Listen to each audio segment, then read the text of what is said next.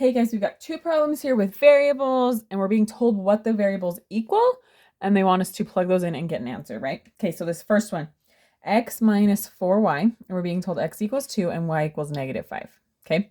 When a number and a letter or a variable are written right next to each other, that means they're being multiplied, okay? So x equals 2, so I'm going to do 2 minus 4 times y. I could do a little dot, but I'm going to do parentheses. I just kind of like it, all right? So 2 minus 4 times a -5, okay? So order of operations will tell me to multiply first.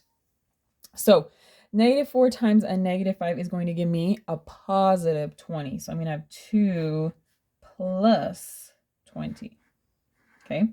Which gives me 22. There we go. Okay, next one, I've got r plus n over 3, okay? Our 6, n is 3. So I'm going to plug in a 6 for r plus a 3, and this is all over 3, okay? 6 plus 3 gives me 9 over 3, which gives me 3. Okay, hopefully that made sense. Bye.